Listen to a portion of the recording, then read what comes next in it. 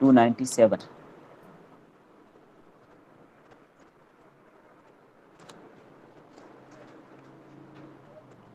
آج ہم شروع کریں گے انشاءاللہ کتاب الفضائل۔ بسم اللہ الرحمن الرحیم۔ رب اشرح لی صدری ویسر لی امری واحلل عقدۃ من لسانی یفقهوا قولی رب زدنی علما رب زدنی علما رب زدنی علما رب یسر ولا تعسر وتمم بالخیر یا فتاح وبک نستعین۔ اللہ اکبر۔ پہلی بات تو یہ ہے کہ مجھے بھی اور آپ کو بھی اللہ تعالیٰ کا شکر ادا کرنا چاہیے کہ اللہ تعالیٰ نے ہمیں اس قابل بنایا کہ اپنے محبوب پیغمبر کی محبوب مبارک احادیث ہمارے سامنے رکھتے، ورنہ ہمارے اندر اس کی کوئی اہلیت، کوئی قابلیت کچھ بھی نہیں ہے، نہ مجھ میں نہ آپ میں۔ یہ آپ لوگوں کی برکت کی وجہ سے اللہ تعالیٰ نے ہمیں یہ توفیق دے دی کہ حدیث کی کتاب ہمارے سامنے۔ اللہ کی قسم، اس نعمت پر جتنا ہم شکر ادا کریں اتنا ہی کم ہے، جتنا ہم شکر ادا کریں اتنا ہی کم ہے کہ نبی صلی اللہ علیہ وسلم کی احادیث مبارکہ جو اللہ کے رسول صلی اللہ علیہ وسلم کی زبان مبارک سے نکلے ہوئے مبارک الفاظ ہیں وہ ہمارے سامنے ہیں۔ باقی حدیث کی تعریف وغیرہ وہ سارا آپ نے پڑھ لی ہے، پہلے آپ کے علم میں ہے۔ باقی چونکہ ہم تو کتاب کا آخر حصہ پڑھ رہے ہیں، باقی امام مسلم کے حوالے سے تفصیلات، کتاب کے حوالے سے تفصیلات، وہ جو استاد آپ کو مسلم جلد اول پڑھا رہے ہیں وہاں پر آپ کو وہ ساری بات انہوں نے بتا دی ہو۔ صرف اتنی بات میں یہ عرض کروں گا، حدیث کا ادب کرنا یوں سمجھ لیں کہ اللہ کے نبی کا ادب کیا، اس لیے حدیث کی کتاب ہمارے سامنے ہے، خیال رکھیے گا اس کی ناقدری نہ ہو، اس کے ادب میں کوئی کمی باقی نہ رہ جائے۔ آپ لوگوں کو میری آواز آ رہی ہے سبھی کو ٹھیک سے؟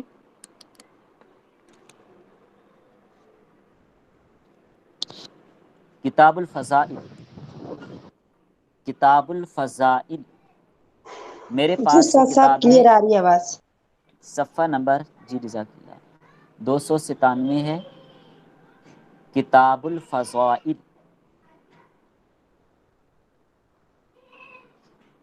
تو بات یہ ہو رہی ہے، امام قاضی ایاز رحمہ اللہ ان کی شفا مشہور کتاب حضرت کی، فرماتے ہیں وہ تمام چیزیں جن کو رسول اللہ صلی اللہ علیہ وسلم سے نسبت ہے ان کی تعظیم اور تکریم کرنا لازم ہے۔ حرمین میں آپ صلی اللہ علیہ وسلم کے مشاہد اور مساکن ہیں ان کی تعظیم کرنا، اور وہ چیزیں جو آپ صلی اللہ علیہ وسلم کے نام سے پکاری جاتی ہوں، یہ جن کو آپ صلی اللہ علیہ وسلم نے ہاتھ مبارک سے چھوا ہو، ان سب کا ادب اکرام کرنا ضروری ہے۔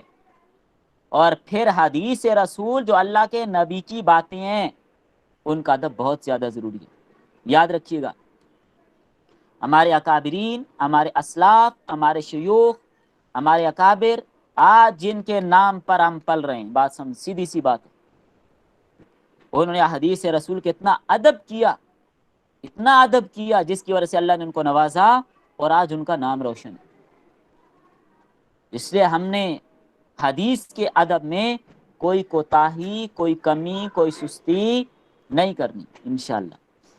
جہاں پر اللہ کے نبی کی حدیث کی بات ہو رہی ہو وہاں پر با ادب بیٹھنا، وقار کے ساتھ، تمانیت کے ساتھ بیٹھنا بہت ضروری ہے۔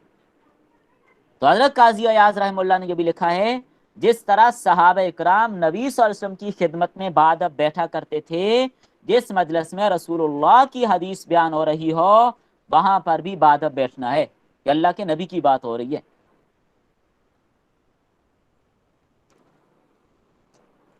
باقی آداب میں علماء نے یہ لکھا ہے، افضل درجہ تو یہ ہے حدیث کے آداب میں کہ حدیث کی مجلس میں آنے سے پہلے غسل کر لیا جائے،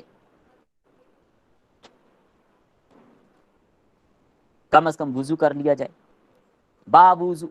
ٹھیک ہے، الگ بات ہے حدیث کی کتاب کا حکم قرآن جیسا نہیں ہے، بغیر وضو کے بھی اس کو چھونا جائز ہے، لیکن ادب یہ ہے کہ حدیث کی کتاب کو بابوضو ہاتھ لگائیں.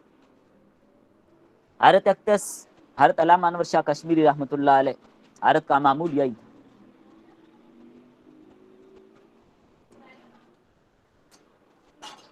دو زانو ہو کر بیٹھ جائیں. اگر کسی کو عذر ہے تو الگ بات ہے، کسی کو عذر ہے کرسی صوفے پر آپ بیٹھ رہی ہیں، آپ کو سہولت ہے جیسے، وہ الگ بات ہے. جس کو عذر نہیں ہے دو زانو بیٹھ جائیں.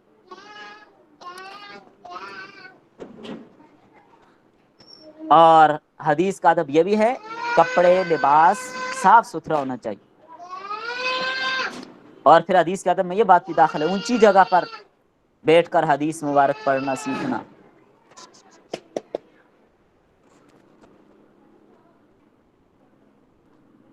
خوشبو لگا لینا، اس جگہ اس کمرے میں خوشبو لگا لینا جو اللہ کے نبی کی حدیث کی باتیں ہو رہی ہیں.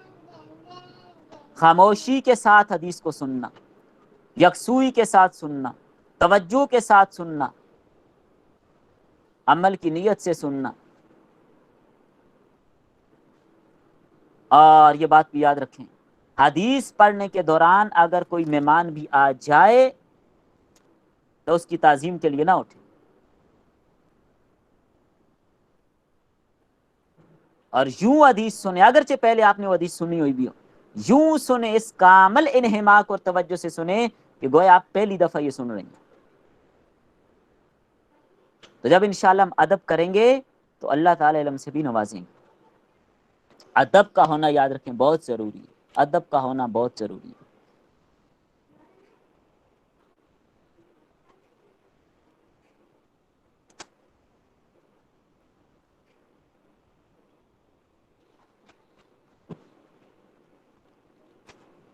میں نے کہا نا حضرت اقدس علامہ انور شاہ کشمیری رحمہ اللہ کا حافظ اتنا مضبوط ویسے ہی نہیں ہوا. حضرت کا حافظہ مضبوط ہونے کی وجہ یہی تھی کہ حضرت نے احادیث نبویہ کا بہت ادب اور احترام کیا، بہت ادب اور احترام کیا.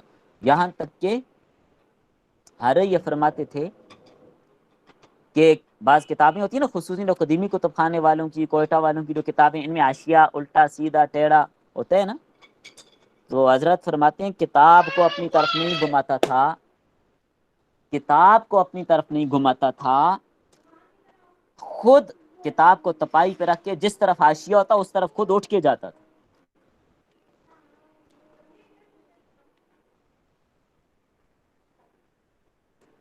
اور پھر یہ بات بھی یاد رکھیں،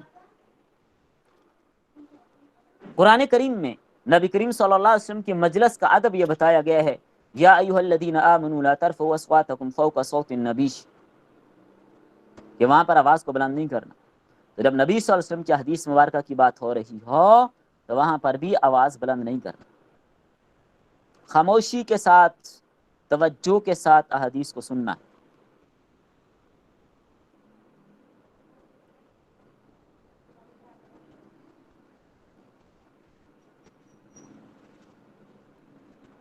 سلف صالحین اس بات کو ناپسند کرتے تھے کہ بے وضو بغیر وضو کے نبی صلی اللہ علیہ وسلم کی حدیث کو پڑھا سنا جائے.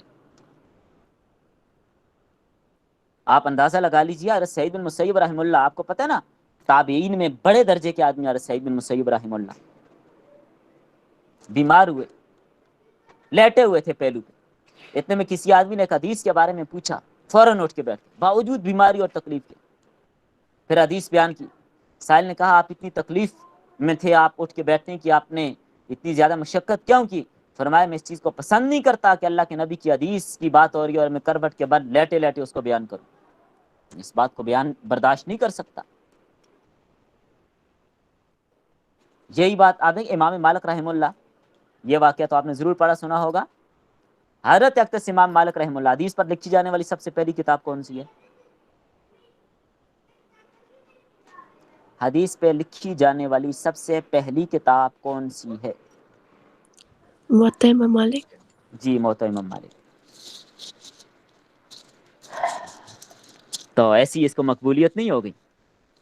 تو جب امام مالک رحمہ اللہ کے پاس علم حاصل کرنے کے لیے لوگ آتے تھے، آپ کی خادمہ تھی، وہ جا کے دروازے پہ دریافت کرتی تھی بھائی کیوں آئے ہو؟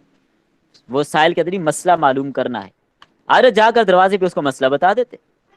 فوراً نکل جاتے، مسئلہ بتا کے آ جاتے. اور اگر وہ سائل یہ کہتا کہ میں نے حدیث کے بارے میں پوچھنا ہے، حدیث کے بارے میں مجھے بتائیے، حدیث معلوم کرنی ہے، اب معمول کو چھوڑ تھا. حضرت امام مالک رحمۃ اللہ علیہ جا کے پہلے غسل فرماتے.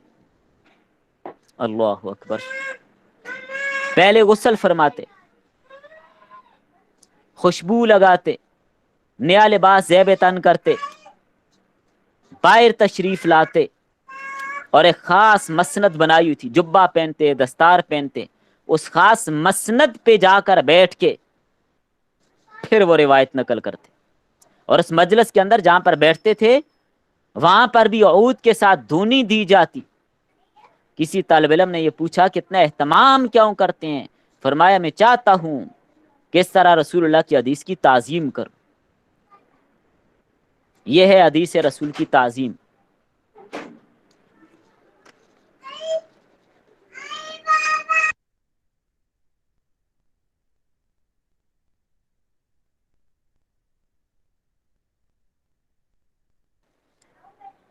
حضرت عبداللہ بن مبارک رحمہ اللہ فرماتے ہیں کہ میں امام مالک رحمۃ اللہ علیہ کی خدمت میں تھا تو امام مالک رحمہ اللہ حدیث پڑھا رہے تھے. حدیث پڑھانے کے دوران آپ کا رنگ سخت زرد ہوا، مگر آپ نے حدیث مبارک پڑھانے میں کوئی تاخیر نہیں کی، یعنی بیچ میں اس کو توڑا چھوڑا نہیں، پڑھا رہے ہیں. جب آپ اس کی روایت سے فارغ ہوئے، وہ روایت مکمل کی، یعنی حدیث کے دوران درمیان میں بات نہیں توڑی، جب وہ روایت مکمل کی، فارغ ہوئے، فرمایا میری کمر کو دیکھو. فرماتے میں نے کپڑا ہٹا کر دیکھا، ایک بچھو نے 16 مقام پر ڈنگ مارے تھے. میں نے پوچھا آپ نے پہلے کیوں نہیں بتایا؟ فرمایا رسول اللہ کی حدیث کی عظمت کی خاطر صبر کیا. رسول اللہ کی حدیث کی عظمت کی خاطر صبر کیا. یہ امام مالک رحم اللہ اور حدیث کی قدر. اور آپ کو پتہ ہے امام بخاری رحم اللہ نے بخاری شریف کی ہر حدیث لکھنے سے پہلے غسل کیا، پھر حدیث لکھی ہے. ہر حدیث لکھنے سے پہلے غسل کیا، 2 رکعت نماز پڑھی، پھر حدیث لکھی. مقدمہ کے اندر لکھا ہوا ہے ما وضعت فی کتاب صحیح حدیثا الا غسلت قبل ذلك وصلیت رکعتین. بخاری کی مقدمہ میں یہ بات موجود ہے، حاشیہ میں. تو ویسی مقبولیت نہیں ہو جاتی. امام مالک رحمۃ اللہ علیہ کسی مقام پر کھڑے تھے، کسی نے ایک حدیث پوچھی. امام مالک رحمۃ اللہ علیہ فرمائی حدیث نبوی کی بے ادبی ہے، اور یہ اس بات پر اتنی سخت ناگواری کے اظہار کیا، اور فرمایا اس بندے کو 20 کوڑے لگا دو. کھڑے کھڑے اللہ کے نبی کی حدیث پوچھ رہا ہے، 20 کوڑے لگائے. 20 کوڑے لگانے کے بعد حضرت امام مالک اس پہ ترس آیا، پھر ان کو 20 حدیثیں سنائی. 20 کوڑے لگوائے اور 20 حدیثیں سنائی. یہ دیکھ کر شام نے کہا کاش امام مالک مجھے اور زیادہ کوڑے مرواتے، اتنی زیادہ حدیثیں اور بتاتے. یہ ان لوگوں کے پاس حدیث کی قدر تھی. آج تو ہمیں کوئی قدر نہیں ہے، ناقدری ہو چکی ہے. یہ جو امام غالب قطان تھے، غالباً یہ یا ابو غالب قطان نام تھا شاید. قطان قطن سے روئی کو کہتے ہیں. یہ روئی کا کاروبار کرتے تھے. کسی علاقے میں ایک شیخ کے پاس گئے، معلوم ہوا کہ وہ حدیثیں بیان کرتے ہیں. 1 سال ان کے پاس رہے، بڑا لمبا سفر کیا، دریا سمندر عبور کر کے کشتیوں میں کیسے کیسے جاتے تھے، سال ہا سال کے سفر، مہینوں کے سفر، ایک حدیث کے لیے کتنے لمبے سفر. تو بہرحال ان کی بات جو بتا رہا ہوں میں، غالباً یہ واقعہ ابن جوزی نے لکھا ہے. تو 1 سال اپنے استاد کے پاس رہے، 1 سال ان سے حدیثیں سیکھی. 1 سال کے بعد جب وہاں سے واپس ہونے لگے، استاد نے ایک آہ باری. ظاہر استاد اور شاگرد کی جو محبت ہوتی ہے وہ نہ بھولنے والی ہوتی ہے. ایک آہ باری، کہنے لگے شاید آپ کو کوئی اور حدیث یاد آئی ہے، چلو مجھے وہ بھی سنا دو تاکہ میں جاؤں. استاد نے کہا اللہ کی قسم 1 سال تک وہ حدیث آپ کو نہیں سناؤں گا. سامان فوراً باندھا ہوا واپس رکھا، سواری کو باندھا، وہیں پر دیوار پر تاریخ لکھی. 1 سال دوبارہ وہیں پر رکے اپنے استاد کے پاس. 1 سال مکمل ہوا. وہ سال مکمل ہونے کے بعد اپنے استاد کے پاس پہنچے، فرمانے لگے استاد محترم تاریخ میں نے نوٹ کی ہوئی ہے، سال پورا ہو گیا ہے، جس حدیث کے بارے میں آپ نے قسم اٹھائی تھی سال بعد سناؤں گا، 8 سال پورا ہو گیا، سنائیے مجھے وہ حدیث۔ اب وہ ایک حدیث انہوں نے سنائی، پھر سامان باندھا واپس، ایک حدیث کے لیے 1 سال رکے۔ آپ اندازہ لگائیے حدیث کے لیے کتنا اہتمام کیا گیا، ہم لوگ تو اس کو سوچ بھی نہیں سکتے۔ یہ جو قاضی جریر تھے، یہ امام مالک رحمہ اللہ کے زمانے میں قاضی تھے نا، فیصلے سناتے تھے، انہوں نے امام مالک سے ایک حدیث پوچھی کھڑے کھڑے، آپ نے ان کے لیے چند دن کی قید کو حکم دیا، فرمایا قید کر دو ان کو۔ جب لوگوں نے سبب پوچھا کہ آپ نے قاضی صاحب کو کیوں قید کیا، فرمایا قاضی اس بات کا زیادہ حقدار ہے، اس کو ادب سکھایا جائے، اللہ کے نبی کی حدیث کھڑے کھڑے پوچھتے ہیں مجھ سے۔ اور یہ علامہ ابن سیرین رحمہ اللہ کے بارے میں یہ حضرت پیر صاحب نے بھی اپنی کتاب میں لکھا ہے کہ یہ بہت خوش طبیعت آدمی تھے، بڑی مزاق کرتے، بڑے ظرافت والے آدمی تھے، لیکن جب حدیث رسول کا تذکرہ آ جاتا ادب کی وجہ سے عاجزی اور زاری اور ان پر کپ کپی طاری ہو جاتی۔ تو اس لیے حدیث کی جو مجالس ہیں یہ بہت بڑی آپ کی سعادت ہے کہ اللہ تعالیٰ نے آپ کو یہ موقع دیا کہ آپ کو اپنے نبی کے مبارک کلام اور احادیث کے لیے قبول کیا ہے۔ اس لیے سعادت کو معمولی سعادت نہ سمجھیے، اس سعادت کو معمولی سعادت نہ سمجھیے، اور اس کو سعادت جانتے ہوئے، اس نعمت کی قدر کرتے ہوئے، حدیث کی جتنی قدر ہوگی، جتنا ادب ہوگا، اتنا شوق ذوق بڑھے گا، اتنا ہی اللہ تعالیٰ آپ کو علم میں فہم فراست نصیب فرمائیں گے، فقاہت نصیب فرمائیں گے۔ تو اس طرح احادیث کا ادب، اور پھر احادیث کی کتابوں کا ادب، اور جس چیز کی بھی حدیث کے ساتھ نسبت ہے، چاہے وہ استاد ہو جو بھی ہو، اس کا ادب، یہ ساری چیزیں بنیادی درجے کی، یہ ساری چیزیں ضروری ہیں دین سمجھنے سیکھنے کے لیے۔ ان چیزوں کا اہتمام ہوگا تو انشاءاللہ اللہ تعالیٰ علم نافع نصیب فرمائیں گے۔ علم نافع نصیب ہی تب ہوتا ہے جب ان چیزوں کا اہتمام ہو۔ ہمارے اکابرین تو حضرت علامہ انور شاہ کشمیری رحمہ اللہ کو کسی نے، یا حضرت قاسم نانوتوی رحمہ اللہ کو کسی نے سبز رنگ کا جوتا عدیہ میں پیش کیا کہ حضرت یہ قبول فرمائیے۔ حضرت نے عدیہ تو قبول کر لیا کہ عدیہ قبول کرنا سنت ہے، مگر پہنا نہیں۔ کسی نے پوچھا حضرت پہنا کیوں نہیں؟ فرمایا زیب نہیں دیتا کہ رسول اللہ کے گنبد کا رنگ سبز ہے اور میں اس کلر کا جوتا اپنے پاؤں میں پہن کے رکھوں، مجھے یہ بات زیب نہیں دیتی۔ جس چیز کے ساتھ رسول اللہ کی نسبت، باقی تو دیکھیں سب زیادہ نسبت تو حدیث کے ساتھ ہے، سب زیادہ۔ کسی نے حضرت مولانا رشید بن گنگوئی رحمہ اللہ حضرت کو رومال دیا، ارے مدینہ سے لایا ہوں، آپ نے اس کپڑے کو بوسے دیے، آنکھوں سے لگایا، اس کو چوما، اتنی محبت کے اظہار کیا۔ کسی نے کہا حضرت یہ مدینہ میں نہیں بنتے، کہ رومال کدھر بنتے ہیں؟ چائنا میں بن رہے ہیں، کوئی کہاں بن رہے ہیں، کوئی کہاں بن رہے ہیں۔ فرمانے لگے جہاں بنتے ہیں بنے، رسول اللہ کے شہر کی ہوا تو لگی ہے۔ یہ ہے عشق رسالت۔ تو اللہ تعالیٰ اس کے پورا تو ہم بدنصیب حاصل نہیں کر سکتے۔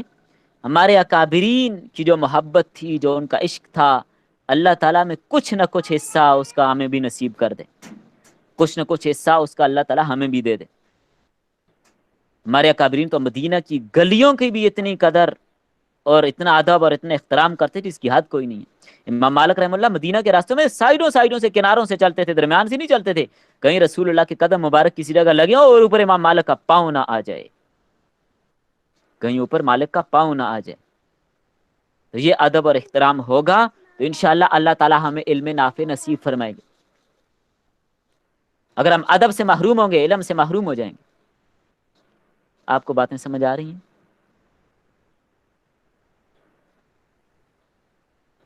جی سمجھ آ رہی۔ یہ تھوڑی سی ابتدائی بات تھی تو میں نے چلیں اس کا تذکرہ کر دیا، باقی انشاءاللہ آگے ساتھ ساتھ بات ہوتی رہے گی۔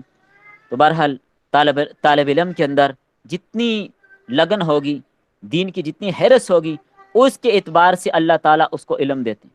تو اپنے اندر علم کا لگاؤ، تڑپ، تمنا، طلب، چاہت یہ پیدا کریں، اور ایسی ہی سبق میں ناغہ نہ ہو اور پابندی ہو تو اس کا بھی بہت فائدہ ہوگا۔ امام ابو یوسف رحمۃ اللہ علیہ، حضرت کا بیٹا فوت ہوا، تجدید و تکفین دوسروں کے حوالے کر دی، تم کرو. اور فرمایا میں امام ابو حنیفہ کے درس میں جانے سے پیچھے نہیں رہ سکتا کہ کہیں امام صاحب کا درس نہ چھوٹ جائے، علم کا کوئی ایسا مجھ سے ضائع نہ ہو جائے. علامہ ابن جوزی رحمہ اللہ بہت بڑے آدمی ہیں، آپ کو پتہ ہے فن حدیث پہ حضرت نے بڑا کام کیا، من گھڑت روایتوں کو پرکھنے کے اعتبار سے بہت کام کیا. اور فرماتے ہیں کہ میں سبق میں پہنچنے کے لیے دوڑ لگاتا تھا، سانس میرا پھول جاتا تھا، بھاگ بھاگ کے میں پہنچتا تھا. تو یہ اہتمام ہی ہے جس کی وجہ سے اللہ تعالیٰ نے ان کو اتنا نوازا ہے. اس لیے بلا مجبوری اور بلا کسی عذر کے سبق کے اندر ناغہ بھی نہیں کرنا، اور پھر سبق کا مطالعہ کرنا، اس کا تکرار کرنا، ایک دوسرے سے اس کا تذکرہ کرنا، یاد کرنا، یہ بھی بہت زیادہ ضروری. جب ہم اس کا تذکرہ کریں گے، اس کا تکرار ہوگا، اس کو بار بار پڑھیں گے، کم از کم اس کو 3 بار ہم پڑھیں گے، ذہن میں رکھیں گے، تو انشاءاللہ وہ کبھی بھی بھولے گا نہیں.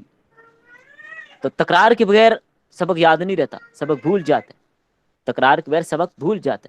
اس لیے سبق کے اہتمام ہو، سبق کے دوران جو غیر ضروری باتیں ان کو چھوڑ دیا جائے. یہ امام مالک کی بات ہو رہی تھی. امام مالک کے شاگرد تھے حضرت یحییٰ، یہ امام مالک رحمہ اللہ کے شاگرد تھے. تو یہ ایک موقع پر امام مالک رحمۃ اللہ علیہ کے پاس بیٹھے ہوئے تھے، حدیث کا سبق چل رہا تھا. اس دوران مدینہ میں شور ہوا کہ ہاتھی آ گئے.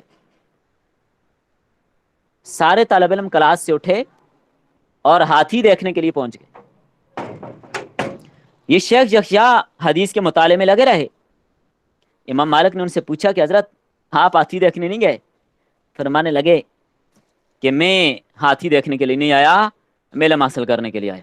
اس اخلاص اور اس محنت کی وجہ سے یہی شاگرد ہیں جنہوں نے موت امام مالک کو نقل کیا ہے. شیخ یحییٰ، اسی وجہ سے اللہ نے ان کو صلاحیت دی. یہ ہے ان کی پابندی کہ موت امام مالک کے ناقل یہی شیخ یحییٰ. اس لیے آپ بھی انشاءاللہ اہتمام کریں گی تو اس اہتمام کی برکت سے اللہ تعالیٰ نوازیں گے.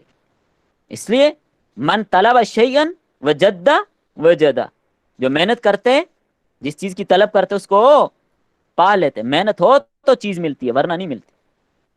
تو احادیث سے بڑی اور نعمت آپ کے لیے کیا ہوگی؟ اس کے لیے جتنا ہو سکے آپ محنت کریں. سفر کرنا پڑے، پیسہ لگانا پڑے، وقت لگانا پڑے، نیند قربان کرنی، جو بھی کرنا پڑے، جو بھی کرنا پڑے، آپ اس کے لیے محنت کریں تو اللہ تعالیٰ انشاءاللہ آپ کو ضرور نوازیں گے. بس سمجھ آ رہی ہے آپ کو؟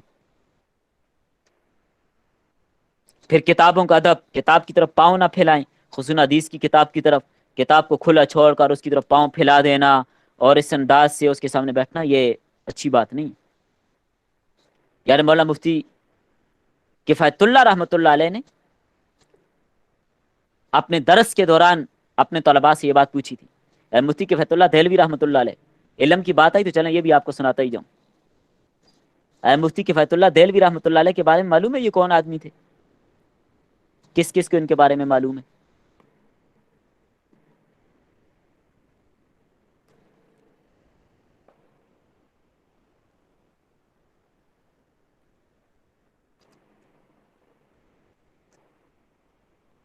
یہ جو کفایت المفتی اور مفتی کفایت اللہ دہلوی صاحب کی ہے، اور یہ جو تعلیم الاسلام آپ لوگ پڑھتی ہیں، یہ بھی تو حضرت کی ہے. میں جو بات بتا رہا ہوں کہ علم کتنا نوازتا ہے، وہ آپ کے لیے بات جو میں بتا سنا رہا ہوں، وہ آپ اس کی طرف آئیے کہ علم آدمی کو کہاں سے کہاں پہنچاتا ہے. عالم مفتی کفایت اللہ دہلوی رحمۃ اللہ علیہ جب علم حاصل کیا، میں جو بتا رہا ہوں، آپ خاندانی اعتبار سے حاجام تھے. بات سمجھ آ رہی ہے آپ کو؟ خاندانی اعتبار سے حاجام تھے. جن لوگوں کو، جن کو عام لوگ اچھی نظر سے بھی نہیں دیکھتے، ان کے لیے کیا کیا الفاظ استعمال ہوتے ہیں، نائی فلاں فلاں فلاں، تحقیرانہ الفاظ. لیکن جب حضرت نے علم حاصل کیا، بڑے بڑے سید بھی عالم مفتی کفایت اللہ کے جوتے سیدھے کرتے تھے. یہ ہے علم کی برکتیں. بس سمجھ رہی ہیں آپ لوگ؟ تو جب انشاءاللہ علم آپ بھی حاصل کریں گی، پورے معاشرے میں کیا پوری دنیا میں اللہ کے ہاں، فرشتوں کے ہاں، ہر ایک یہاں آپ کی قدر و منزلت ہوگی. اس لیے دین کی قدر ہے نا، وہ کسی اور چیز میں نہیں ہے. یہ جو لوگ قدر کرتے ہیں علماء کی، صلحاء کی، کیوں کرتے ہیں؟ دین کی وجہ سے کرتے ہیں، قرآن اور حدیث کی وجہ سے کرتے ہیں. ورنہ کسی کے اندر کیا رکھا ہوا ہے. جو بات ہو رہی تھی، حضرت مفتی قوت اللہ دہلوی رحمۃ اللہ علیہ نے اپنے شاگردوں سے پوچھا کہ بتاؤ علامہ انور شاہ کشمیری اتنا بڑا آدمی کیسے بنا کہ 26 سال بعد بھی اگر کسی کتاب کو پڑھاتے ہیں تو 26 سال پہلے مطالعہ کیا ہو بو پوری عبارت سنا دیتے ہیں. کیسے اتنے بڑے بلند پائے کے محدث بنے؟ کسی طالب علم نے کچھ کہا، کسی نے کچھ کہا، پھر کسی نے کہا حضرت آپ ہی بتائیے. ارے مفتی قوت اللہ صاحب نے فرمایا کہ ہم نے خود حضرت علامہ انور شاہ کشمیری رحمۃ اللہ سے پوچھا کہ آپ اتنے بڑے کیسے بنے؟ آپ نے جواب دیا میں کتابوں کے ادب کی وجہ سے اتنا بڑا بنا. طلبا نے کہا حضرت کتابوں کا ادب تو عام لوگ بھی کرتے ہیں. فرمایا نہیں، جتنا ادب میں کرتا ہوں اتنا ادب شاید کوئی نہ کرتا. میں نے بغیر وضو کبھی کسی کتاب کا مطالعہ نہیں کیا. مطالعہ کے دوران کتاب کو اپنے تابع نہیں کیا، خود کتاب کے تابع بنا. عائشہ اگر الٹا رکھا ہے، جیسے میں نے پہلے عرض کیا، اٹھ کے اس کی طرف جاتا تھا، کتاب کے ارد گرد میں گھومتا تھا، کتاب کو اپنے ارد گرد ٹیڑھا نہیں کیا. یہ کتاب کا ادب. کبھی تاریخ کی کتاب کو فن کی کتاب کے اوپر نہیں رکھا، کبھی کتاب کو چارپائی کے پائنتی کی جانب نہیں رکھا، کتاب کو ہمیشہ سرانے کی طرف رکھا. سمجھ رہی ہیں آپ لوگ بات؟ کبھی فنون کی کتابوں کو فقہ کی کتابوں پر نہیں رکھا، کبھی فقہ کی کتاب کو حدیث کی کتاب پر نہیں رکھا، کبھی حدیث کی کتاب کو تفسیر کی کتاب پہ نہیں رکھا، بلکہ ترجمے اور تفسیر اور قرآن کو ترجمے اور تفسیر کو قرآن کے اوپر نہیں رکھا، سب سے اوپر قرآن کو رکھا، نیچے اس کے ترجمے کو رکھا، نیچے اس کی تفسیر کو رکھا، نیچے حدیث کو رکھا، نیچے اس کی تشریح کو رکھا، نیچے فقہ کو رکھا، پھر نیچے فنون کو رکھا، پھر نیچے تاریخ کو رکھا. ہر ایک کا درجہ ہے. کتابوں کا ادب کوئی سیکھے تو علامہ انور شاہ کشمیری سے سیکھے. اسی ادب کی بنیاد پر، جس کو ثانی بخاری کہتے ہیں، ویسے نہیں کہا گیا. بس سمجھ آ رہی ہے آپ کو؟ ہم تو کتاب کے اوپر کوئی چیز نہ رکھیں، حدیث کی کتاب کے اوپر کوئی چیز نہ رکھیں. حدیث کی کتاب کے اوپر کوئی چیز اٹھا کے رکھ دینا، کوئی برتن رکھ دینا، پانی پیا تو گلاس رکھ دینا، کوئی پلیٹ رکھ دینا، کوئی کنگھی اٹھا کے، نہیں نہیں نہیں، ایسا نہیں کرنا. بلکہ کھانا کھانے کے آداب میں سے بات آ گئی میرے ذہن میں، وہ بھی آپ کو بتاتا چلوں. روٹی کے اوپر بھی کوئی چیز نہیں رکھنی. کئی دفعہ آپ لوگوں نے دیکھا ہوگا کہ روٹیاں نیچے رکھی، نان رکھے، روٹی اس کے اوپر ڈونگا رکھ دیا، اس کے اوپر پلیٹ رکھ دی، اس کے اوپر دہی نہیں نہیں نہیں، روٹی کے اوپر برتن مت رکھیے. روٹی کے اوپر برتن رکھنا بے ادبی ہے. یہ ساری چیزیں محض حدیث کو پڑھنا ہی نہیں ہے، یہ آداب ہم نے سیکھنے ہیں. بات سمجھ رہی ہیں آپ لوگ؟ مقصد کیا ہے؟ ہمارے اندر یہ ایسی باتیں آ جائیں. یہ چونکہ میرے حوالے، میرے ذمے جو یہ حصہ ہے، اس کے اندر ساری ایسی باتیں آگے آ رہی ہیں. یہ فضائل اور پھر کتاب الزہد، یہ ساری باتیں اسی کے ساتھ متعلق رکھتی ہیں کہ ہم اپنے آپ کو بھی اپنے اکابرین جیسا بنانے کی کوشش کریں. کتاب کے اوپر پین رکھنا، کوئی اینک رکھنا، دوات رکھنا، نہیں نہیں، اس چیز کی اجازت نہیں ہے. کتابیں کے اوپر لایانی باتیں لکھنا، آج کل جو طلبہ کی عادت ہوتی ہے، ایسا نہیں کرنا. ہاں ضروری بات آپ حاشیہ میں لکھ سکتی ہیں، اس کی اجازت ہے.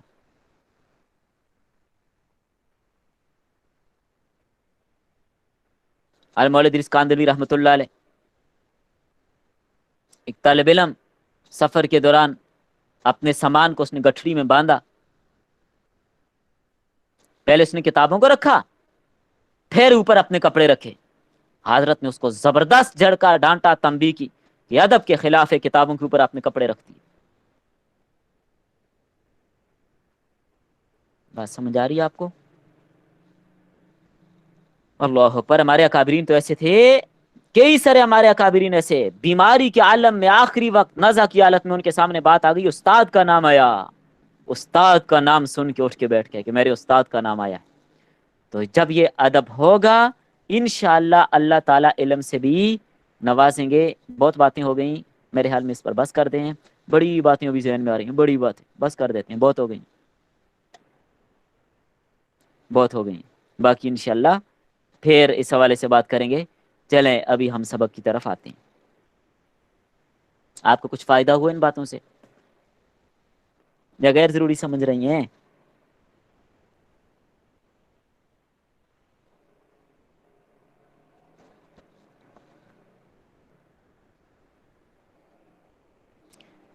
بسم اللہ الرحمن الرحیم. کتاب الفضائل، یہ کتاب ہے فضائل کے بارے میں. یعنی اس میں پہلے تو نبی صلی اللہ علیہ وسلم کے فضائل بیان کیے جائیں گے، پھر آگے دیگر انبیاء کے فضائل بیان کیے جائیں گے، پھر صحابہ اکرام کے فضائل کا تذکرہ ہوگا. باب فضل نسب نبی صلی اللہ علیہ وسلم، یہ باب امام ترمذی رحمۃ اللہ علیہ نے قائم کیا ہے نبی صلی اللہ علیہ وسلم کے نسب کی افضلیت کے بیان میں. وَتَسْلِيمِ الْحَجَرِ عَلَيْهِ قَبْلَ النُّبُوَّةِ، اور قبل از نبوت پتھر کا آپ صلی اللہ علیہ وسلم کو سلام کرنا، اس حوالے سے اس باب میں روایت لائیے. وبه قال حدثنا محمد بن مهران الرازي ومحمد بن عبد الرحمن بن سهم جميعا عن الوليد قال ابن مهران قال حدثنا الوليد بن مسلم قال حدثنا الأوزاعي عن أبي عمار شداد أنه سمع واصلة بن الأسقع رضی اللہ تعالی عنہ کہ انہوں نے واصلہ بن اسقع رضی اللہ تعالی عنہ سے سنا، یقول وہ فرما رہے تھے، سمعت رسول اللہ صلی اللہ علیہ وسلم یقول، کہ میں نے اللہ کے رسول صلی اللہ علیہ وسلم سے سنا آپ فرما رہے تھے، ان اللہ اصطفیٰ کنانۃ، اللہ تعالیٰ نے بنو کنانہ کو چنا، من ولد اسماعیل علیہ السلام، حضرت اسماعیل علیہ السلام کی اولاد میں سے. وَاسْتَفَا قُرَيْشًا مِنْ کنانہ، اور کنانہ میں سے قریش کو منتخب کیا. وَاسْتَفَا مِنْ قُرَيْشٍ بنی ہاشم، اور قریش میں بنی ہاشم کا انتخاب کیا. وَاسْتَفَانِي مِنْ بنی ہاشم، اور بنی ہاشم میں سے میرا انتخاب کیا، بنی ہاشم میں سے میرا انتخاب کیا. اب یہ حدیث جو امام مسلم رحمہ اللہ لائے ہیں، اس میں یہ بات بتائی جا رہی ہے کہ نبی کریم صلی اللہ علیہ وسلم کا جو خاندان ہے وہ اعلیٰ اور اونچا خاندان ہے. ورنہ تو آپ کو پتہ ہے اصل بات تو، اصل معیار تو یا ایھا الناس انا خلقناکم من ذکر و انثی وجعلناکم شعوبا وقبائل لتعارفوا ان اکرمکم عند اللہ اتقاکم ان اللہ علیم خبیر. اصل بنیاد تو یہ، لیکن آپ کو پتہ ہے کہ جہاں پر اللہ کے رسول صلی اللہ علیہ وسلم تشریف لائے تھے، ان لوگوں میں اس چیز کو بڑی قدر و منزلت کے نام سے دیکھا جاتا تھا. ان کے ہاں اس چیز کو ایک بڑا درجہ دیا جاتا تھا کون کس خاندان سے. تو اللہ نے اپنے نبی کا خاندان بھی سب سے اعلیٰ بنایا. حضرت اسماعیل علیہ السلام کی اولاد میں ہیں نبی کریم صلی اللہ علیہ وسلم. اور پھر یہ جو فرمایا کہ اللہ تعالیٰ نے اولاد اسماعیل میں چنا کس کو؟ کنانہ کو، اور پھر قریش کو چنا، اور پھر اس میں سے انتخاب کیا بنی ہاشم کا، اور بنی ہاشم میں انتخاب کیا میرا. یہ اتنے انتخابات کے بعد نبی کریم صلی اللہ تعالی علیہ وسلم کو اللہ تعالیٰ نے اس اعلیٰ اور اس عظیم خاندان کے اندر پیدا فرمائے. یہ بات بھی سمجھ لیجئے، آپ صلی اللہ علیہ وسلم کی پیدائش کے حوالے سے جو روایات ہیں کہ آپ صلی اللہ علیہ وسلم کی پیدائش کیا ہے، آپ کی پیدائش کی تاریخ. عموماً یہ بات تو ہے کہ یہ جو واقعہ فیل ہوا تھا اس کے 50 یا 55 دن بعد آپ صلی اللہ علیہ وسلم کی پیدائش ہوئی ہے. اور زیادہ تر محققین، مؤرخین، سیرت نگاروں نے جو آپ صلی اللہ علیہ وسلم کی پیدائش لکھی وہ 8 ربیع الاول لکھی ہے، کیونکہ پیر کا دن، یہ اپریل کا مہینہ 570 عیسوی مکہ مکرمہ میں جو آپ صلی اللہ علیہ وسلم کی ولادت ہوئی، یہ صحیح قول تقریباً قریب یہی ہے کہ 8 ربیع الاول ہے. 12 ربیع الاول والی بات بہت کمزور ہے، یاد رکھیے گا. مولانا احمد رضا خان صاحب بریلوی نے نطق الہلال کے نام سے ایک رسالہ لکھا ہے. اس رسالے کے اندر مولانا نے خود لکھا ہے کہ نبی صلی اللہ علیہ وسلم کی پیدائش 8 ربیع الاول کو. آپ کو بات سمجھ آ رہی ہے؟ تو آپ صلی اللہ علیہ وسلم دونوں طرف کے اعتبار سے اعلیٰ، اونچا اور عرفہ خاندان والے ہیں. تو اگرچہ بات یہی ہے، اگرچہ بات یہی ہے کہ اصل معیار تقوی ہے. اصل معیار کیا ہے؟ دینداری کس میں ہے؟ اللہ تعالیٰ کس چیز کو دیکھتے ہیں؟ اللہ تعالیٰ کے قدر و منزلت کیا ہے؟ اصل بات تو یہی ہے. لیکن چونکہ جیسا کہ میں نے عرض کیا کہ ان لوگوں میں یہ باتیں مشہور تھیں، اس لیے نسب اس چیز کو ان کے یہاں بہت زیادہ اہتمام کیا جاتا تھا، اور نسب نامے یاد رکھے جاتے تھے، فلاں اونچے نسب کا ہے، اونچے خاندان کا ہے. اس لیے اللہ نے اپنے نبی کو بڑے اونچے نسب کے ساتھ بھیجا. اور یہ بات بھی آپ ذہن میں رکھیے گا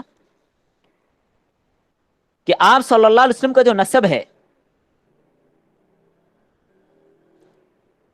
اس میں یہ بات ضرور آپ یاد رکھیے، حضرت آدم علیہ السلام سے لے کر نبی کریم صلی اللہ علیہ وسلم تک جس قدر جتنے انبیاء بھی تشریف لائے، کسی نے بھی کبھی ان کے نسب پر تان یا کلام نہیں کیا، سوائے کس کے؟ دو لوگوں کے. کون بتائے گا؟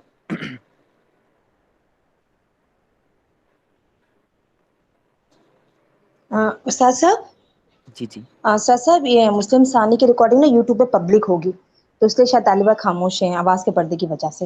جی بالکل ٹھیک ہے، آپ لکھ دیا کریں، بالکل ٹھیک ہے. تو میں یہ عرض کر رہا ہوں کہ دو لوگوں نے، میری نظر کے مطابق صرف دو لوگ ایسے ہیں، ایک یہودی ہیں جنہوں نے حضرت عیسیٰ پہ تان کیا، اور دوسرے مرزائی ہیں جنہوں نے حضرت عیسیٰ علیہ السلام پہ تان کیا. باقی کسی نبی کے نسب پر کسی نے تان نہیں کیا، یاد رکھیں. اس لیے یہودیوں پر لعنت کی گئی ہے دنیا اور آخرت میں کہ انہوں نے حضرت عیسیٰ علیہ السلام کی والدہ ماجدہ جو عفیفہ، صدیقہ، عابدہ، زاہدہ، طاہرہ ہیں، ان پر ان ظالموں نے تہمت لگائی. یہ قیصر روم نے جب ابو سفیان سے نبی صلی اللہ علیہ وسلم کے نسب کے متعلق پوچھا تھا کہ جو تمہارے اندر جو نبی آیا ہے اس کا نسب کیا ہے، صحیح بخاری کے الفاظ ہیں، وَهُوَ فِينَا ذُو نَسَب، وہ ہم میں بڑے اونچے نسب والے ہیں.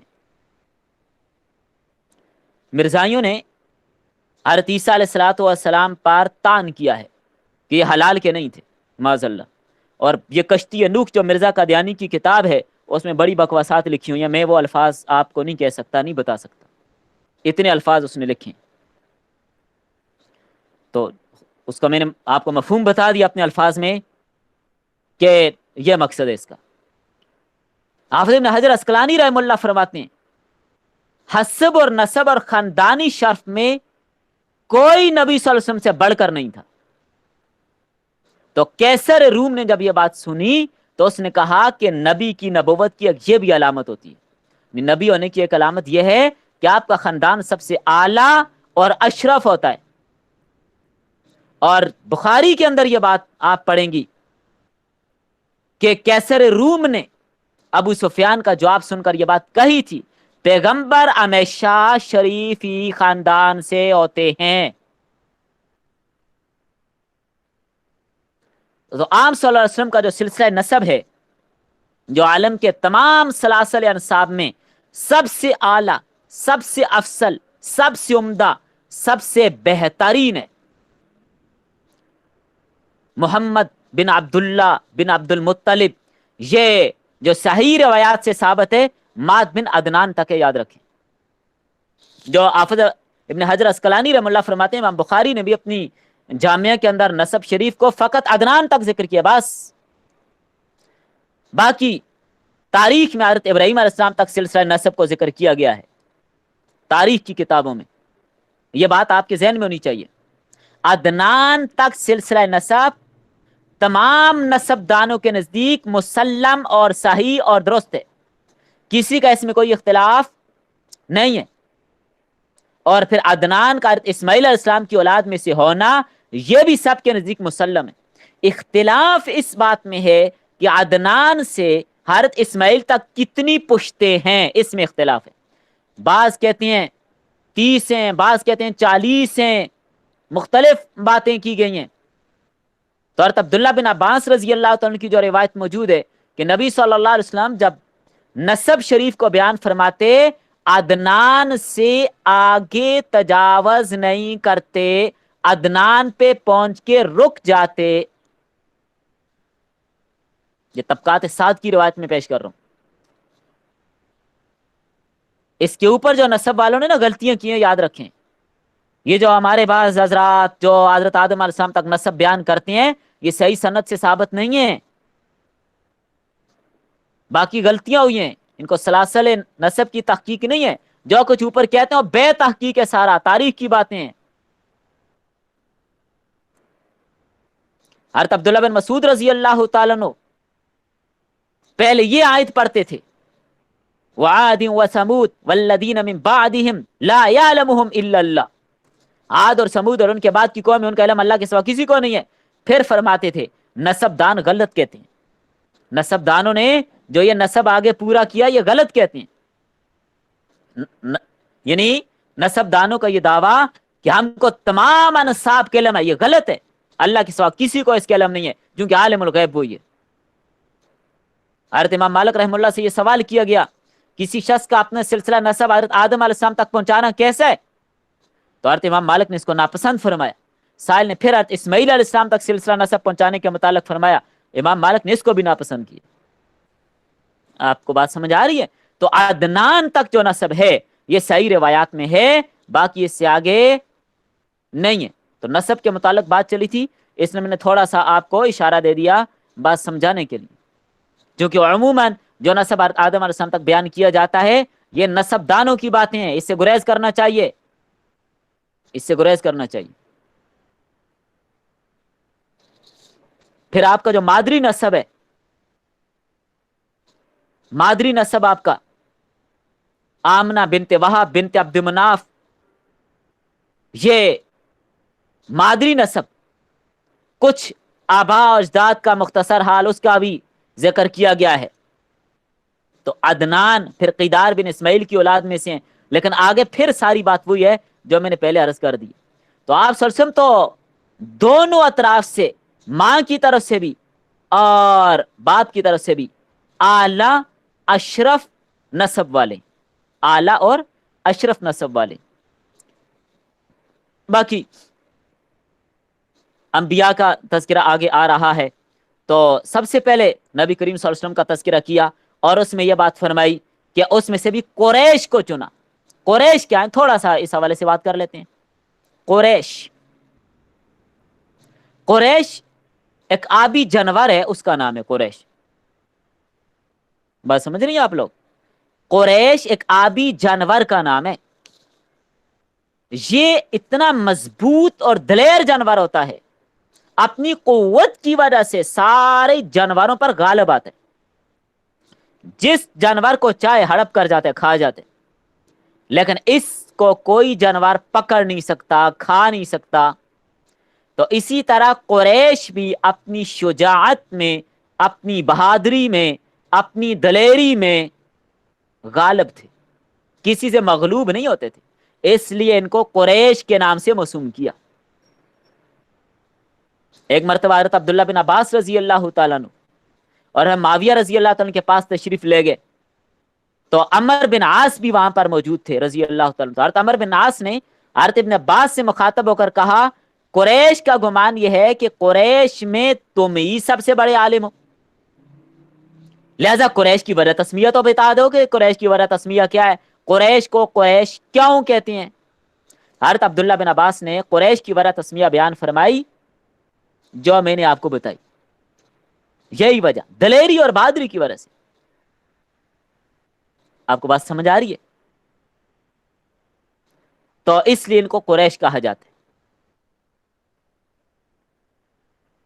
बाकी अलग अलग हर एक की तफसील आपको सीरत की किताबों में मिल जाएगी, वहां पर आप मुताला कर लीजिएगा, वहां पर ये सारी बहस आपको मिल जाएगी। वैसे अगर हम अलग अलग हर बात पे बहस करें तो ये तवालत का सबब बन रही। चलिए अगली हदीस पढ़ते हैं। अल्लाह अकबर। हाँ, एक चीज ज़हन में रखिएगा, अगली हदीस में जाने से पहले एक बात, हाशिम क्या है? हाशिम ये कौन है? थोड़ा सा इनका तारुफ में करवा दूंगा आपको, क्योंकि ये बिल्कुल قریب ہے نا, یہاں پر حدیث میں اس کا تذکرہ بھی آ گیا, تو یہ بات بتا کے آگے جا رہا ہوں. آپ تھک تو نہیں رہی؟ نہیں جی. استاد صاحب. ہاشم امام مالک اور امام شافعی رحم اللہ فرماتے ہیں کہ جو ہاشم ہے ان کا نام تھا عمر. عمر, یہ بس آپ لکھ کے بتا دیے جو بات میں پوچھوں گا. ہاشم ان کا نام کیا تھا؟ عمر. یہ بعض اوقات آپ نے لکھا ہوگا تو عین میم را اور آگے واو لکھا ہوتا ہے, تو اس کو عمر پڑھتے ہیں. بعض لوگ غلطی سے اس کو کیا پڑھتے ہیں؟ امرو پڑھتے ہیں, یہ غلط ہے. عمر, عمر, اس کو کیا پڑھیں گے؟ عمر پڑھیں گے. جہاں پر بھی یہ لفظ آئے گا اس کو عمر پڑھیں گے, یہ بات ذہن میں رکھیے گا. تو اس طرح کچھ اور الفاظ وغیرہ آتے ہیں, ان کا تذکر انشاءاللہ. تو جب آگے واو آ جائے, واو اس بات کی علامت ہوتی ہے کہ عین پر زبر پڑھیں گے, یہ عمر نہیں ہے, عمر ہے. مکہ میں قحط بہت زیادہ تھا. ہاشم نے شوربہ میں روٹیاں چور کر کے اہل مکہ کو کھلائیں. بڑے سخی آدمی تھے, بڑے سخی آدمی تھے, تو اس لیے ان کا نام ہاشم پڑ گیا. تو اس کا مطلب ہاشم کا معنی چور, یعنی کسی چیز کو چور چور کر کے چوری کھلانے والا. تو ہاشم اس میں فاعل ہے نا, اس میں سرید بنا کر لوگوں کو کھلائی, اس سے ان کا نام ہاشم پڑ گیا. اس لیے ان کو ہاشم کہا جاتا ہے. نام ویسے کہ جیسے کہ میں نے عرض کیا, ان کا نام عمر تھا.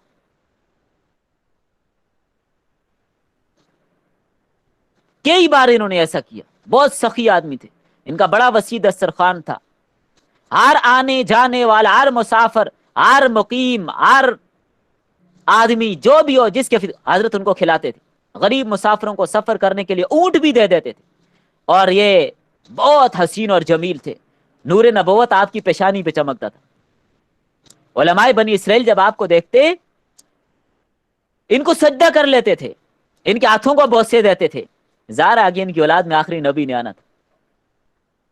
اور یہ بات بھی تاریخ میں آپ پڑھیں گی, سیرت میں آپ نے یہ بات پڑھی ہوگی. یہ ساری باتیں امام زرقانی نے لکھی ہیں مواہب الدنیا میں, کہ عرب علماء, بنی اسرائیل کے جو علماء تھے بڑے بڑے, نکاح کے لیے اپنی لڑکیاں ہاشم کو پیش کرتے تھے. یہاں تک کہ ہرقل جو روم کا بادشاہ تھا, اس نے ہاشم کو خط لکھا کہ آپ کے جود و کرم اور آپ کی سخاوت اور آپ کی اتنے کھلے اور وسیع دسترخوان کی اطلاع مجھے ملی ہیں. میں اپنی بیٹی جو حسن و جمال میں تنہا ہے, شہزادی, وہ آپ کے نکاح میں دینا چاہتا ہوں. آپ یہاں میرے پاس آ جائیں تاکہ شہزادی سے آپ کا نکاح کر دوں. ہاشم نے شہزادی سے نکاح کرنے سے انکار کر دیا. تو شاہ روم کا اصل مقصد کیا تھا؟ وہ جو نور نبوت جو ہاشم کی پیشانی میں تھا, اس کو اپنے گھرانے میں منتقل کرنا چاہتا تھا. تو یہ جو ہاشم تھے, یہ ان باتوں سے یہ معلوم ہو رہا ہے کہ بہت سخی آدمی تھے. تو اللہ کے رسول کا پورا خاندان ہی آپ دیکھیں, پورا سلسلہ ہی آپ دیکھیں, کیسے لوگوں کا تھا. یہ جو قریش میں تجارت ہوتی تھی, یہ دستور بھی ہاشم نے ہی رائج کیا تھا. انہی کی ترتیب سے یہ جو یمن اور حبشہ کی طرف جو قافلے چلتے تھے, وہ سارا انہوں نے ہی ترتیب دیا ہوا تھا. چونکہ یہ نگران تھے, سردار تھے یہ, اور یمن اور باقی یہ حبشہ کا جو علاقہ تھا, انہی کے ساتھ انہوں نے ہی تجارتی روابط قائم کر کے یہ سارا سلسلہ شروع کیا تھا. چونکہ اس زمانے میں عرب کے راستے میں لوٹ مار بہت زیادہ ہوتی تھی, تجارت کرنا بڑا مشکل کام تھا. اس لیے ہاشم نے قبائل سے یہ معاہدہ کیا تھا کہ ہم تمہاری ضرورتیں پوری کریں گے, تم ہمارے قافلے کو کسی قسم کا کوئی نقصان نہیں پہنچاؤ گے. تو ان کی اس بڑی اچھی تدبیر کے ساتھ یہ قافلے بڑے اچھے اور احسن انداز سے آتے جاتے رہے. یہ جو آپ پڑھتی ہیں نا, یہ سورۃ القریش, لإیلاف قریش ایلافہم رحلۃ الشتاء والصیف, یہ اسی کا تذکرہ ہے. یہ راستوں میں بڑی لوٹ مار ہوتی تھی, تو اللہ تعالیٰ نے ان کی حسن تدبیر کی وجہ سے ان چیزوں سے ان کو معمون رکھا. جب ایام حج آتے تو یہ ہاشم تمام حجاج کو گوشت اور روٹی اور ستو اور کھجوریں, یہ چیزیں کھلاتے اور زمزم پلاتے تھے. مینا میں, مزدلفہ میں, عرفات میں بڑے وسیع دسترخوان بچھاتے تھے. اس لیے ان کے خاندان والے آج بھی سخی لوگ ہیں.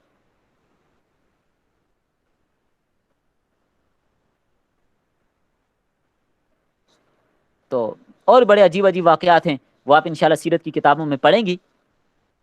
تو یہ بیچ میں ضمناً میں نے ان کا تذکرہ کیا. پھر ان کی اولاد میں جو عبد المطلب ہیں ان کا تذکرہ بھی آپ کو پتہ ہے. پھر وہ ساری باتیں آپ آگے سیرت کی کتابوں میں پڑھیں گی. یہاں پر چونکہ ہاشم کا نام آیا تھا تو میں نے تھوڑی سی اس کی وجہ بتا دی کہ ان کو ہاشم کیوں کہتے ہیں، قریش کو قریش کیوں کہتے ہیں، یہ ذرا ضروری تھا اس لیے میں نے آپ کو بتا دیا. جی چلیے اگلی روایت پڑھتے ہیں. وبه قال حدثنا ابو بکر بن ابی شیبہ قال حدثنا يحيى بن ابی بکیر عن ابراہیم بن طہمان قال حدثني سماك بن حرب عن جابر بن سمرة رضی اللہ تعالی عنہ قال قال رسول اللہ صلی اللہ علیہ وسلم.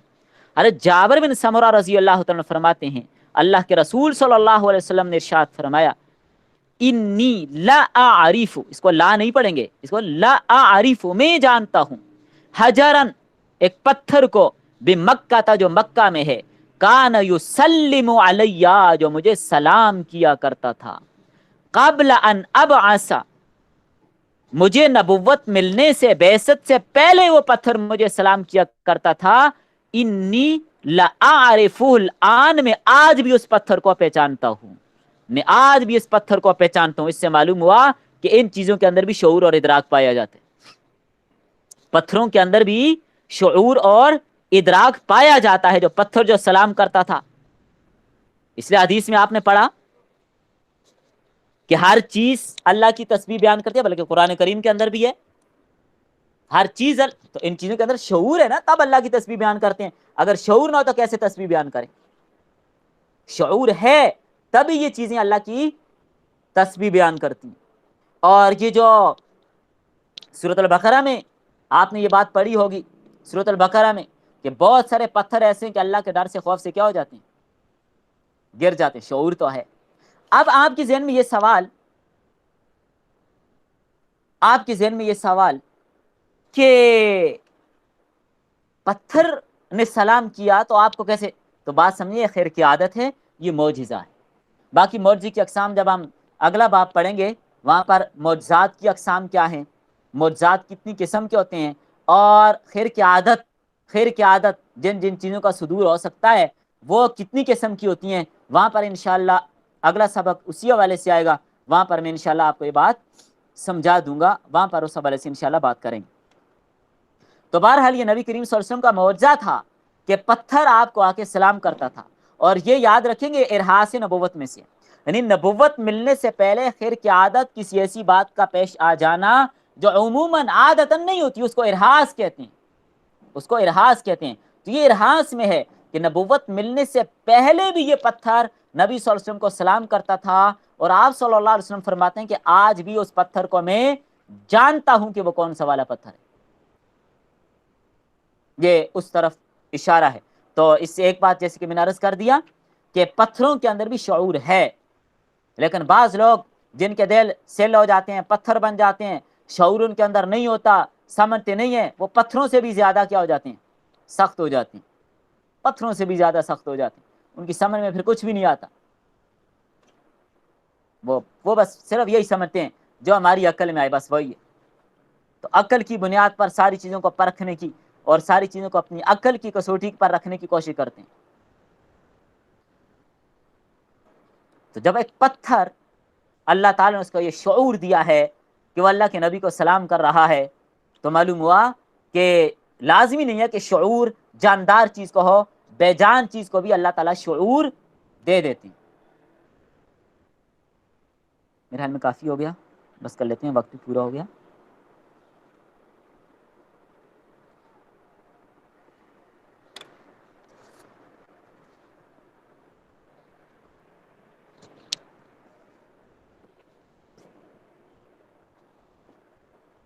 تو ضمن بیچ میں ابتدائی باتیں تھیں، ان کا بتانا بہت ضروری تھا، اس لیے پہلے میں نے آپ کو پہلا سبق تھا تو حدیث کے حوالے سے، اس کے ادب کے احترام کے حوالے سے، حدیث کی مجلس کے حوالے سے، حدیث کی کتاب کے حوالے سے یہ باتیں میں نے کر دیں تاکہ بات اچھی طرح سے سمجھ آ جائے.